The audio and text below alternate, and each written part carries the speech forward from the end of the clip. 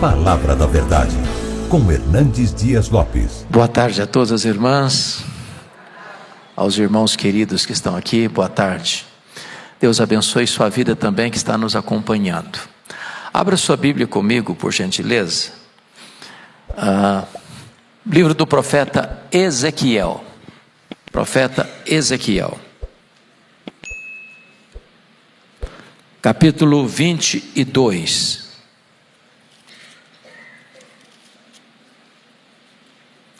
Leremos apenas o versículo de número 30. Ezequiel 22, versículo 30. Como o texto está na tela, vamos todos ler, por favor, todos em uníssono. Busquei entre eles um homem que tapasse o muro e se colocasse na brecha perante mim, a favor desta terra, para que eu não a destruísse, mas a ninguém achei. Bom, eu quero hoje então tratar com vocês sobre o tema mães que se colocam na brecha em favor de seus filhos. Algumas pessoas, em defesa daquilo que chamam de ortodoxia, dizem que a oração não muda nada. Acham que a oração não tem eficácia no sentido de mudar pessoas ou circunstâncias. E nós reafirmamos a verdade de que a oração em si não tem poder. Reconhecemos que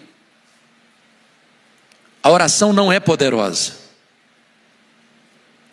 mas afirmamos eloquentemente que o Deus que responde às orações é o Todo-Poderoso Deus. Sendo Ele soberano, escolheu agir mediante a resposta das orações do seu povo. Deus muda circunstâncias. Deus transforma pessoas. Deus liberta cativos. Deus cura enfermos. Deus salva vidas em resposta à oração do seu povo. Poderíamos olhar como exemplo a história de Abraão orando por Sodoma, fazendo perguntas para Deus, se tiver 50, se tiver 45, se tiver 40 e por diante. E a Bíblia diz que Deus, ouvindo a oração de Abraão, tirou Ló de Sodoma. O livramento de Ló, do juízo que caiu sobre Sodoma, foi em resposta à oração de Abraão. Deus estava para destruir a nação de Israel no deserto. E Deus disse: eu vou destruir este povo, vou começar uma nova nação através de você, Moisés. E Moisés se colocou na brecha da intercessão, e Deus poupou a nação em resposta à oração de Moisés. Jerusalém estava cercada por uma aliança de inimigos perigosíssimos. E a Bíblia diz que Josafá buscou a Deus em oração, decretou um jejum em todo o Judá. E o diagnóstico foi revertido. E Jerusalém não foi invadida. Ao contrário, os inimigos foram desbaratados em resposta à oração. A Bíblia diz que a Assíria, que já tinham tomado as 10 tribos do norte, cercaram Jerusalém e ordenaram ao rei Ezequias se render, afrontosamente dizendo: Deus nenhum vai poder livrar você das minhas mãos. E em resposta à oração de Ezequias, o Senhor escalou um anjo, que numa única noite matou 185 mil assírios. E Jerusalém não foi tomada, e nenhuma flecha contra ela foi lançada, em resposta à oração. Deus age em resposta à oração. Deus faz milagres ainda hoje em resposta à oração. Dito isto, eu gostaria de trazer aqui algumas verdades, algumas lições sobre esse ponto. Primeiro, o texto está dizendo que Deus buscou entre eles um homem que se colocasse na brecha para poupar a nação, e Deus não encontrou nenhuma pessoa. E a nação de Judá e o reino de Judá foi levado para a Babilônia, ou foi levado cativo. Então hoje, Deus está procurando mulheres que se coloquem na brecha. Deus está procurando mães que se coloquem na brecha. Mães que encontrem tempo para orar pelos seus filhos. Nós estamos ocupados demais para nos ocuparmos com Deus nessa geração. Nós estamos correndo demais para nos aquietarmos diante de Deus em oração. A agenda do urgente está tomando o lugar da agenda do importante na nossa vida. E às vezes nós estamos correndo atrás de coisas mais do que lutando pela salvação e pela consagração dos nossos filhos. Quando eu olho para a história, vejo o exemplo de Susanna Wesley. Ela teve 19 filhos. E para nós, na nossa geração, é quase impensável pensar numa casa com 17 filhos. O barulho, a ordem, a agenda, a demanda de refeição, a demanda de escola. E Susanna Wesley tinha o hábito de orar 1 hora por dia com a porta do quarto trancada. E os filhos sabiam que não podiam interromper a sua mãe naquele tempo. Esta mãe deu ao mundo John Wesley, Carlos Wesley.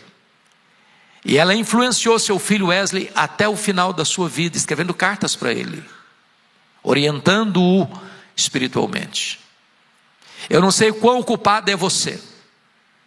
Eu não sei qual é o tamanho da sua agenda. Algumas aqui aposentadas, louvado seja Deus. Algumas aqui com mais tempo disponível, louvado seja Deus. Mas não se distraiam. Busque as primeiras coisas primeiro. Encontre tempo para você orar pelos seus filhos, pelos seus netos, pelas futuras gerações. A segunda lição que eu encontro à luz desse texto, inspirado por esse versículo, é que Deus está procurando mães, Deus está procurando mulheres que ousem consagrar seus filhos para Deus. Parece-me que hoje as famílias têm grandes sonhos para os filhos, especialmente no que tange a sua formação acadêmica. Queremos as melhores escolas, e é legítimo isso. Queremos que os nossos filhos façam os melhores cursos acadêmicos, e é legítimo isso. Queremos que os nossos filhos trabalhem nas melhores empresas, e é legítimo isso. Queremos que os nossos filhos tenham os melhores salários, e também é legítimo isso. Parece-nos, entretanto, que está escasseando as mães que ousem consagrar seus filhos para Deus. Que outros vão, que outros sigam, que outros atendam o apelo, que não sejam os nossos filhos. E eu fico olhando a história de Ana, já foi mencionado aqui o projeto Ana. E quando Ana pede um filho para Deus, ela não pede para ela, ela pede um filho para que esse filho seja de Deus, consagrado para Deus, para ser devolvido para Deus. E ela faz um voto, e ela cumpre o voto, mesmo sabendo que colocando o seu filho sob os cuidados de Eli, ele já era um homem idoso demais, às vezes despreparados demais, que não deu conta de cuidar dos próprios filhos, Hofni e Finéias. Mas ela compreende que Deus é capaz de cuidar do filho dela, em cumprimento ao compromisso que ela havia assumido de consagrar o seu filho para Deus. E Deus honrou Ana. E Samuel foi o maior profeta, o maior sacerdote, o maior juiz da sua nação. Eu fico olhando a história da mãe de Ashbel Green Simonton, o missionário pioneiro da Igreja Presbiteriana do Brasil. Simonton era filho caçula. Ele era o 8º filho. Seu pai era médico, seu pai era presbítero, seu pai era deputado, sua mãe já estava idosa. E ele então, com 26 anos de idade, ouvindo um sermão de seu professor, recebeu o chamado de Deus para vir para o Brasil. Naquela época o Brasil era um país muito diferente de hoje, com doenças endêmicas, de crises medonhas, a expectativa de vida era muito pequena. E alguém tentando demovê-lo de vir para o Brasil disse: você é louco, saindo do seu país, deixando o convite de grandes igrejas. O Brasil é um país ainda tão pobre, com doenças endêmicas, com as barreiras culturais e linguísticas, deixando a sua mãe idosa, não é seguro para você. E ele respondeu: o lugar mais seguro para um homem estar é no centro da vontade de Deus. Mas ele veio porque por trás dessa história e dessa decisão, seus pais o consagraram no batismo, para que Deus o levantasse como missionário naquela geração. Veio, viveu só 8 anos, morreu aos 34 anos, aqui em São Paulo, mas deixou um legado, deixou uma herança espiritual, da qual muitos de nós somos frutos. Se eu estou aqui falando nesta tarde com vocês, devo isso à bondade de Deus e ao compromisso da minha mãe, pois estava sentenciado de morte pelo médico. O médico disse para ela, quando estava já no final da gravidez: só tem uma chance de salvar sua vida, é sacrificar a criança. Os dois não podem sobreviver. Se não sacrificar a criança, você morre junto com ela. Ela está em agonia de morte no seu ventre e você está muito fraca.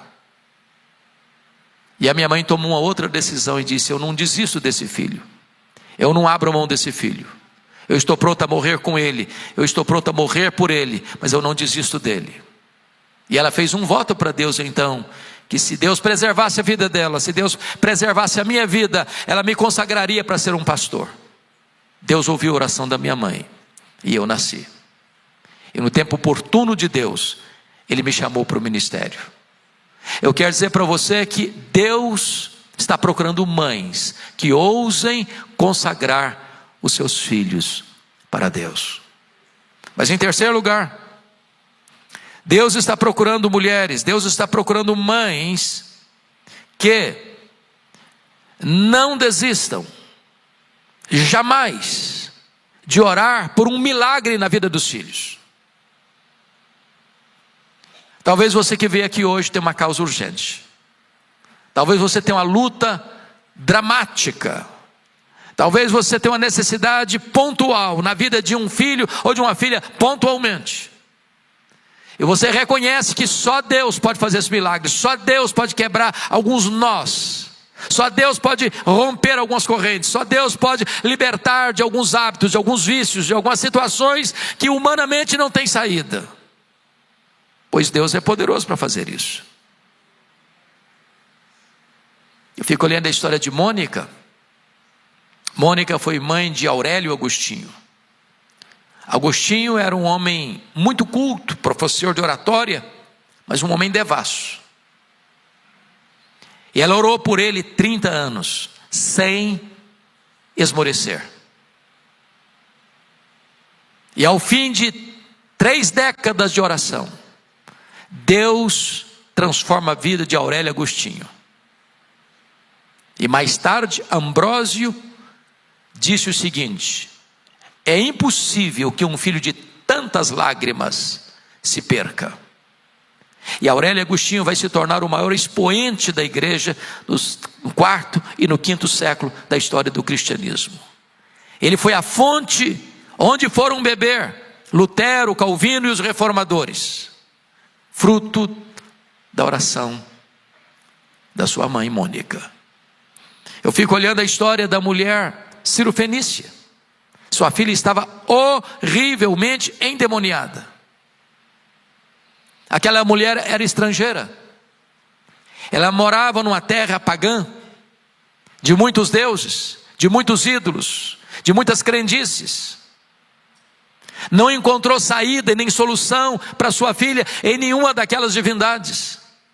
Quando Jesus passa por lá, e ela clama, e ela intercede, e ela persevera, e ela não desiste, e ela prossegue.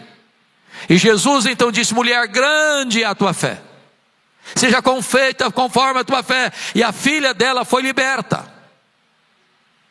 Eu quero encorajar você, mãe, em nome de Jesus, a não desistir. Talvez o cenário é sombrio, talvez o ambiente é pesado, talvez a crise é medonha, talvez o diabo tenha cirandado com a sua família, mas em nome de Jesus, não abra mão de ver um milagre de Deus na vida de seus filhos. Vocês todos conhecem a história do pastor batista americano Tim Cymbala, pastor de uma das maiores igrejas do Brooklyn, lá perto de Nova York, nos Estados Unidos. E um dia o pastor Tim Cymbala chega em casa, e a sua filha adolescente, primogênita, diz para ele: papai, eu não quero saber mais da igreja, eu não quero saber mais de seguir esse negócio de religião, eu quero curtir minha vida, eu vou sair de casa. E Tim Cymbala pediu, instou, chorou, insistiu, nada adiantou. Aquela menina rebelada contra o pai, contra a família, contra a igreja, botou a mochila nas costas e saiu de casa. Pastor Tim Cymbala chegou a pensar em abandonar o ministério. Ele disse: eu não tenho estrutura emocional para continuar sendo pastor. Um dia um colega dele ligou para ele da Flórida e disse: pastor Tim Cymbala, esquece essa menina, não está nem aí com você, toca a sua vida, toca o seu ministério. Mas eu pergunto a vocês: como é que um pai desiste de uma filha? Como é que uma mãe desiste de um filho? E ele relata num dos seus livros que ele estava numa vigília de oração da igreja, e de repente levanta-se uma irmã, quebra o protocolo, quebra um pouquinho da reverência do culto, levanta a mão e diz: pastor Tim Cymbala, a nossa igreja nunca chorou pela sua filha, a nossa igreja nunca levantou um clamor em favor da sua filha. É hora de fazermos isso, parar aquele momento que estavam na presença de Deus, fizeram um grande círculo de oração ao redor dos bancos. E ele diz que naquela noite, aquele templo se transformou numa sala de parto, de gemidos, de soluços, de lágrimas. Quando ele chega de manhã, de madrugada em casa, ele diz para sua esposa assim: minha querida, eu não tenho dúvidas de que Deus libertou a nossa filha nessa madrugada. 2 dias depois, a campainha toca bem cedo, a mãe vai atender, é a sua filha à porta, em lágrimas.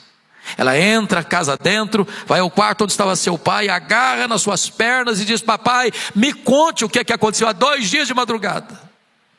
Eu estava em casa dormindo, quando fui acordada e tomada por uma profunda convicção de pecado. Escamas caíram dos meus olhos e eu reconheço que eu estava completamente embrutecida. Eu quero dizer para o Senhor que eu estou de volta para Deus, eu estou de volta para minha família, eu estou de volta para minha igreja. Jesus restaurou a minha vida.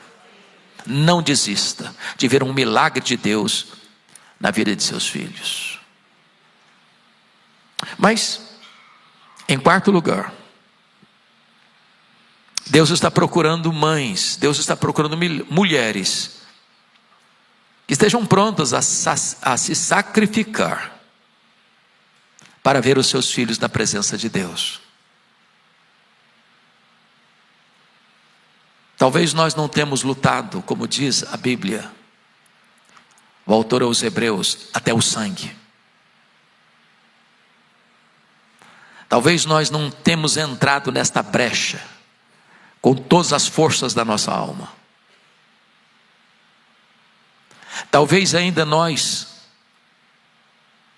não fizemos como Elias, botando o rosto no chão e perseverando na oração até ver um sinal do favor de Deus.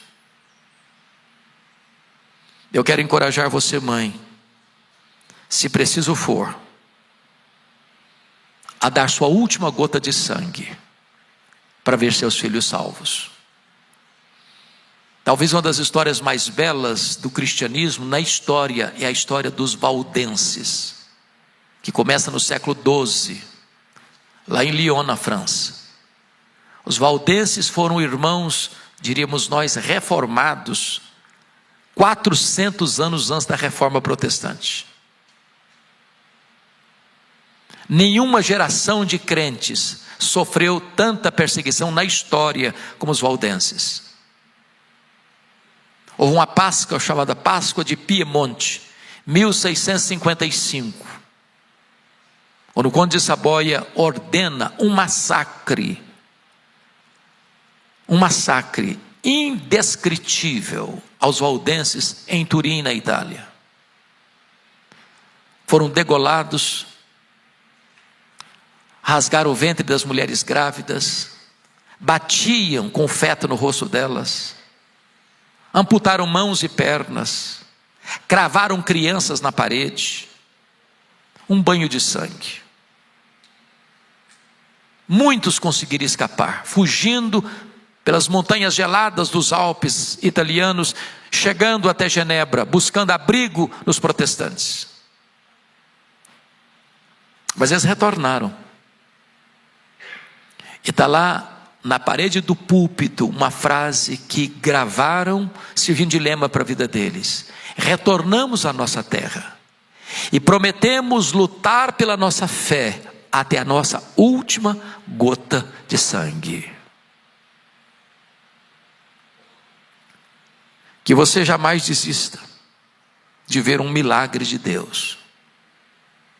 Se preciso for, dê a sua última gota de sangue, para não ver seus filhos perecer, para buscar a salvação deles, a libertação deles, a restauração deles, para que eles sejam vasos de honra nas mãos de Deus. Ainda, quinto lugar, Deus está procurando mães, Deus está procurando mulheres que ousam não abrir mão de ver seus filhos salvos pela graça de Deus.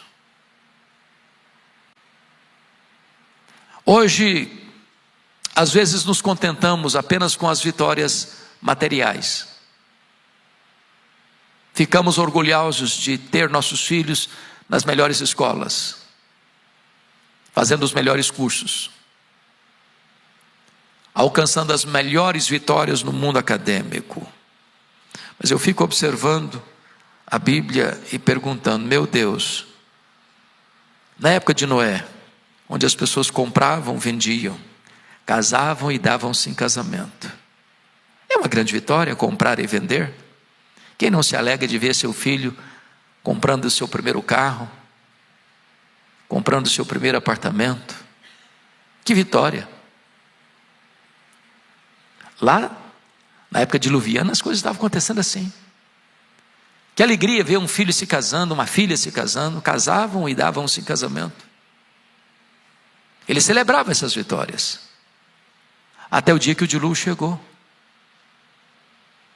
e todos pereceram, exceto a família de Noé.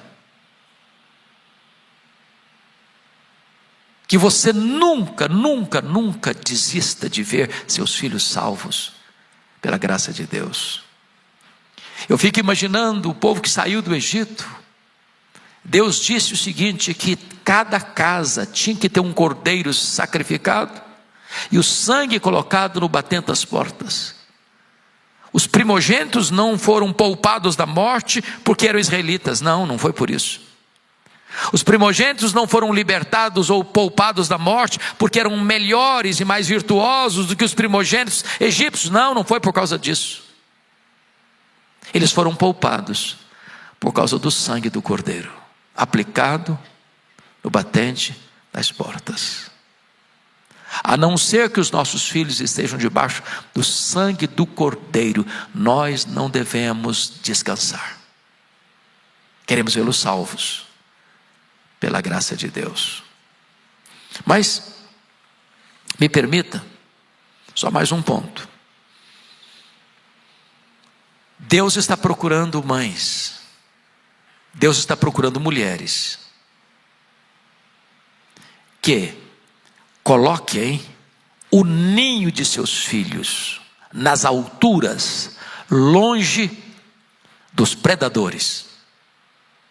Está lá em Jó capítulo 39, versos 27 e 28. Que a águia coloca o ninho de seus filhos no alto dos penhascos, longe dos predadores. Se uma ave irracional, pelo seu instinto, é capaz de trabalhar para a preservação de seus filhos do ataque dos predadores, quanto mais nós, servos e servas de Deus, deveremos trabalhar para que os nossos filhos sejam guardados, protegidos dos predadores que estão por todo lado, desde as portas das escolas.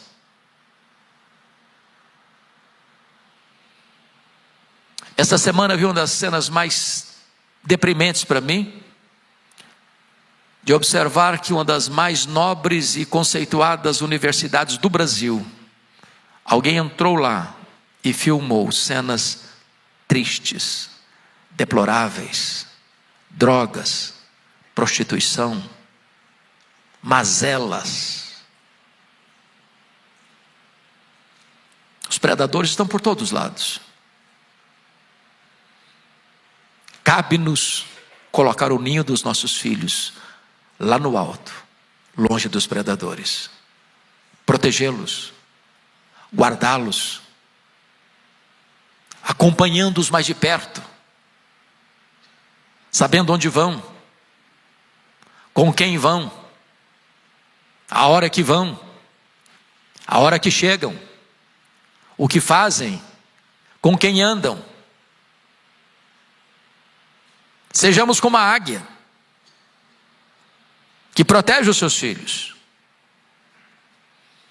Quando você olha a história bíblica, você encontra a história do Davi. Davi foi um homem extraordinário.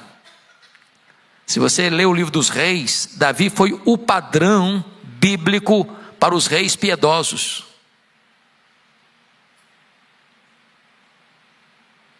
Mas Davi se descuidou da sua casa, a ponto de ter uma víbora no ninho dos filhos do rei, chamado Jonadab, seu sobrinho, seu parente, que deu o mais perverso conselho para o filho de Davi, chamado Aminon, que desencadeou uma história de assassinatos, traições e derramamento de sangue na família do rei Davi. Porque Davi via tantas coisas para fora dos muros da sua casa, mas não estava conseguindo enxergar os perigos que estavam dentro da sua própria casa.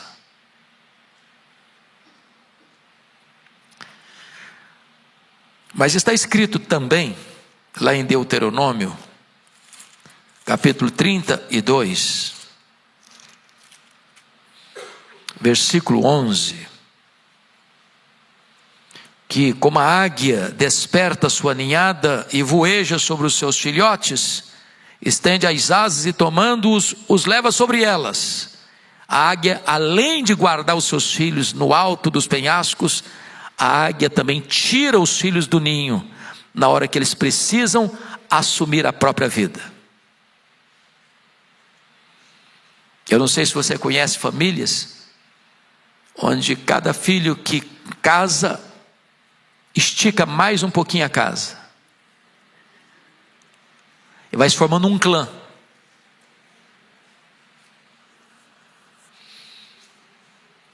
E isso é um problema, porque existe um ditado popular que quem casa, quer casa.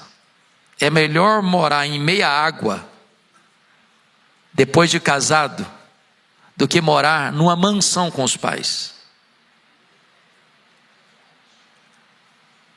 Então, Tem hora que os filhos precisam viver a vida. É por isso que o texto bíblico diz lá que os filhos são como flechas na mão do guerreiro. O guerreiro carrega as flechas nas costas, ele não terceiriza as flechas. Pai e mãe não podem terceirizar a educação dos filhos. Isso não é o papel do Estado, nem mesmo da igreja. Isso é um papel da família. A fé começa em casa. Os filhos precisam ser lançados, e lançados na direção certa.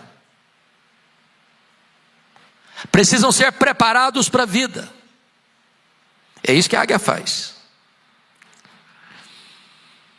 E alguns estudiosos sobre a águia dizem que quando os filhotes estão, então, na hora de sair do ninho, ela faz o que está aqui no versículo 11.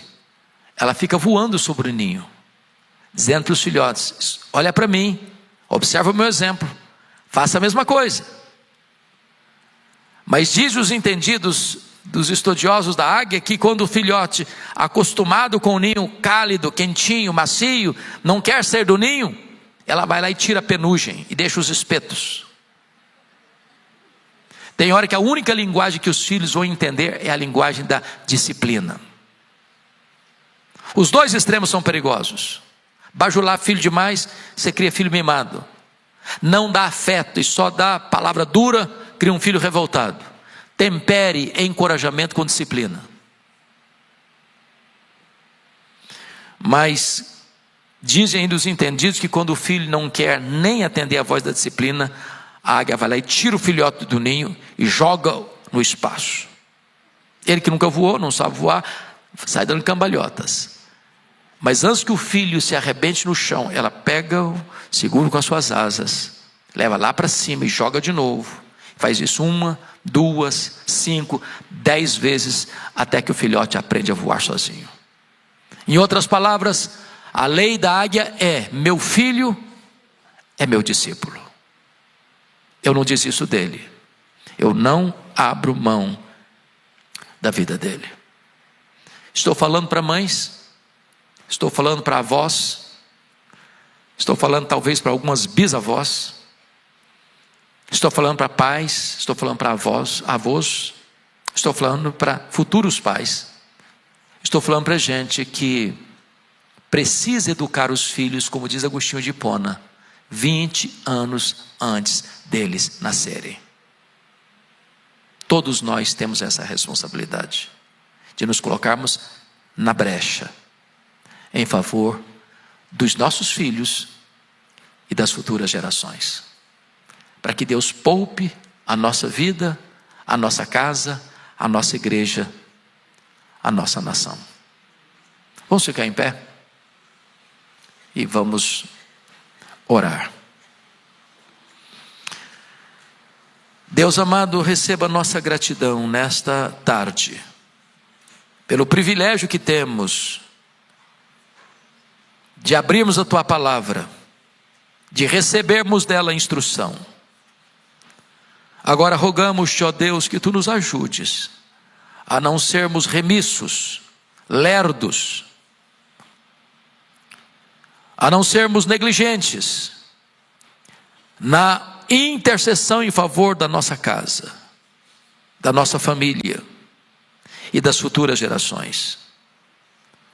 Lá no passado, a Tua palavra diz que o Senhor olhou do céu e procurou um homem para se colocar na brecha em favor da nação, para que ela não fosse destruída. E Tu não encontraste nenhum intercessor, e a nação foi levada para o cativeiro. Compadece-te de nós, Senhor. Compadece-te da nossa família, Senhor. Compadece-te da nossa igreja, Senhor. Compadece-te da nossa nação, ó Deus. E levanta-nos nesta geração como reparadores de brechas. Assim oramos, em nome de Jesus. Amém. Podem se assentar. Vamos impetrar a bênção. Então, gente, bênção impetra de pé, né? É cultura nossa, é prática nossa. Vamos ficar de pé então. Que a graça do Senhor Jesus Cristo, que o insondável amor de Deus, o nosso Pai, e que a comunhão, a alegria e o poder do Espírito Santo sejam sobre vós e sobre todo o povo de Deus, agora e sempre. Amém e amém.